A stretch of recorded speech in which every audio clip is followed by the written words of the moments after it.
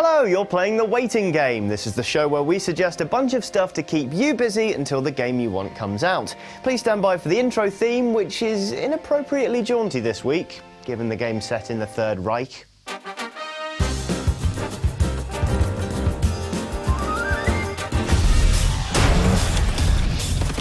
Wolfenstein: The New Order is released next year, putting you back in the boots of William B.J. Blazkowicz, the man who has already proven himself capable of toppling Nazi Germany like 7 or 8 times. The world was forced into submission. The New Order takes place in an alternate history in which the Germans won World War II. Set in the 1960s, BJ escapes a mental asylum, then takes it upon himself to conquer Nazi Germany. But while you're waiting for BJ to chew through his arm restraints and get to killing, what should you check out in the meantime to get you ready for Wolfenstein: New Order? Well, let's see. Wolfenstein is a truly classic series mixing the Nazis with a wee bit of the occult. There are loads of films that play around with that idea. There's Outpost, there's Iron Sky, there's even Dead Snow, featuring the inspired tagline, Ein, zwei, die. The problem is, all of these films kind of suck, and if there's one man who's going to defeat the Nazis single-handed on the silver screen, there's only really one choice for the job. Yeah, we couldn't not really, could we? Indiana Jones: The Raiders of the Lost Ark is an absolute classic that sees American archaeologist Indiana Jones take on the Third Reich in a race to find the Ark of the Covenant, the fabled chest in which the smashed stones of the Ten Commandments were placed. This is one of my absolute favourite films, and it's got bloody everything. There's a monkey in a waistcoat, guessing games involving sand, and even a drinking competition. Fun fact, when I was a child, my parents told me they were competing to see who could drink the most vinegar. They weren't. We'll move on to a book now, though it is also a film in case you happen to be, illiterate. Fatherland by Robert Harris, like The New Order, is set in the 1960s in a world where the Nazis won World War II. Just like in Wolfenstein! While it's more of a European crime thriller than a tale of one man toppling an entire empire, the vibrant depiction of this monstrous society will make you appreciate the broader implications of this alternate history a lot better, actually showing you how that society works, rather than simply making you shoot your way through it.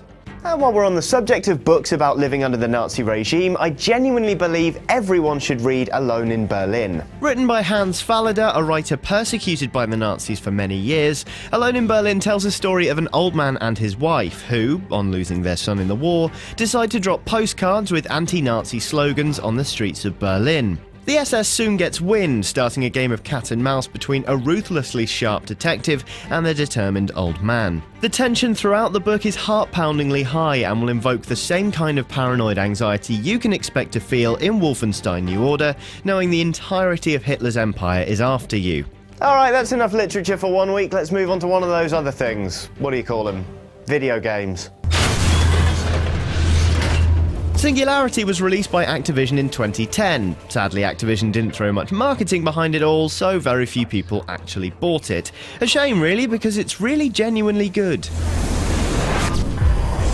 Singularity tasks you with exploring a facility seemingly trapped between two timelines. Not only can you use a special glove to warp objects and even people back and forth 50 years in time, but you can actually fall through rifts in the space-time continuum and change the past of the remote island on which the game takes place. The game is basically one big exercise in alternate history, just like Wolfenstein! In terms of the look and feel of the game's combat, it also looks remarkably similar, making it the perfect game to romp through before joining the New Order next year. And finally this week we're rounding off with another film to do with a few people standing up against all the Nazis.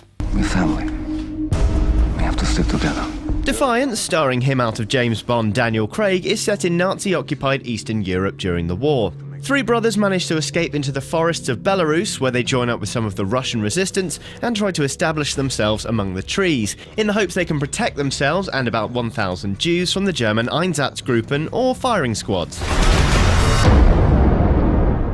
The film, actually based on a true story, is punctuated by tense set pieces, pitting the brothers against seemingly insurmountable German forces at various points. Just like Wolfenstein! Genuinely though, Defiance is a really good film to watch, thematically speaking, preparing you for the feeling you stand alone and vulnerable against an indomitable enemy. If you want to check out Defiance or any of the other things recommended in this episode, why not follow the link on screen? All the items are grouped on a useful Amazon list, including Wolfenstein The New Order itself, should that tickle your fancy. I'll be back next week, but in the meantime feel free to make your own recommendations by leaving a comment or tweeting with the hashtag GSWaitingGame. See you next week.